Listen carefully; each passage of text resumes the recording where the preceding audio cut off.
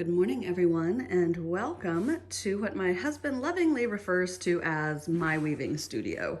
It is actually our living room.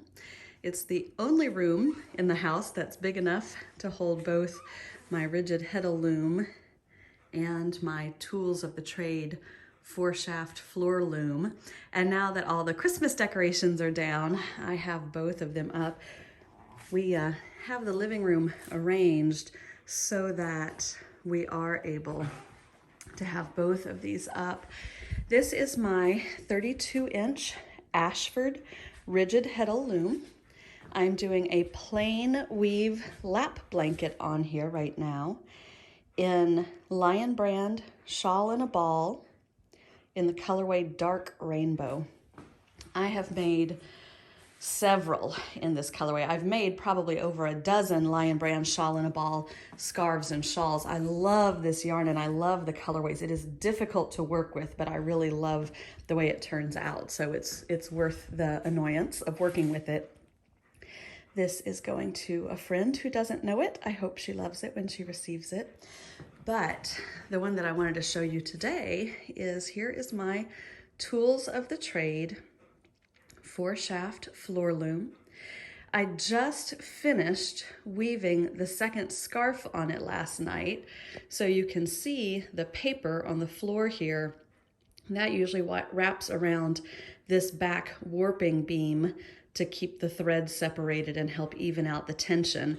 And so you can see that there's just a big roll of paper there, and I need to roll all of this up. The danglies here are for the supplemental warp threads. This is the back of the loom. That's the front of the loom where my bench is.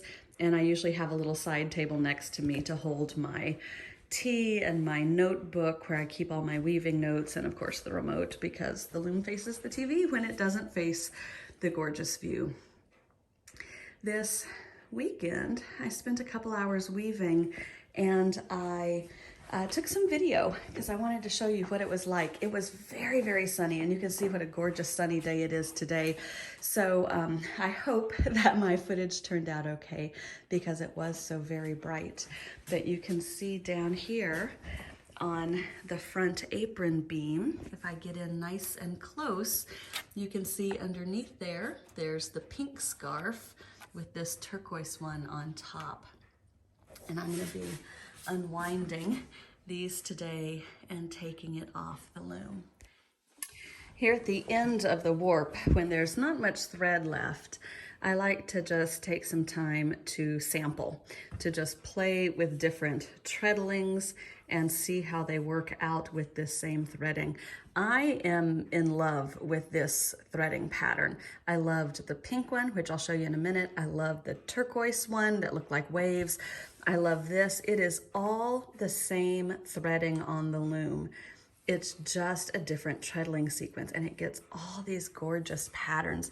I love this one that has the different diamond shapes, but then these kind of elongated ovals in the middle. This looks like fish scales to me.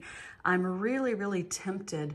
I'm really tempted to rewarp this using a black background thread, and I have kind of an iridescent-y green thread, and I feel like it would look like snake skin or fish scales, or I don't know. It's just so geometric and beautiful. I just love the way that it looks. I also have a different gray and gold combination. I actually love these two together with the gray and the gold. That's really beautiful. And so I'm going to play with this some. I'm pretty much weaved out of this warp. There's not much left to play with, and it's going to start getting uncomfortable from here on out. So I'm going to cut this warp off.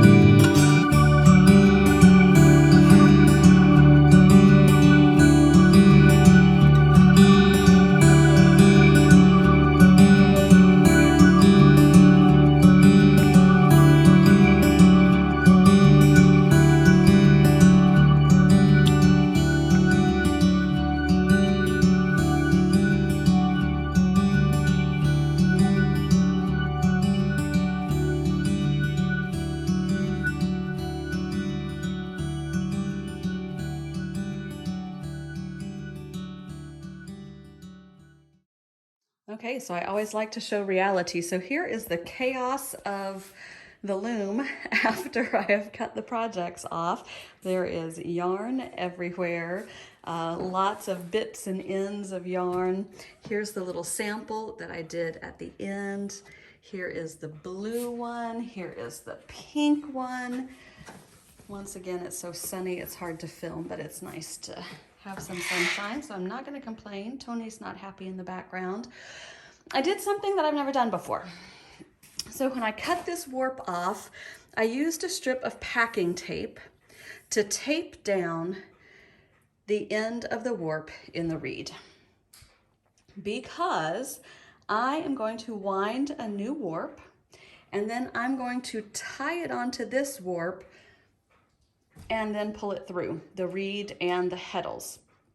Theoretically, if this works, which I'm assured that it will, it means that I don't have to thread the heddles again to keep the same pattern. I can tie the new yarn on from this direction and pull it through. I'm a little nervous about that. I've never done it before, and I was trying to figure out what is more time consuming, threading 168 heddles or tying 168 knots. It might kind of all come out in the wash, we'll see. But I'm gonna try it just to see, because I don't think I'm done with this pattern yet. So this is the chaos at the back of the loom. The paper has all come off. I pulled out the, I don't know, whatever these things are called.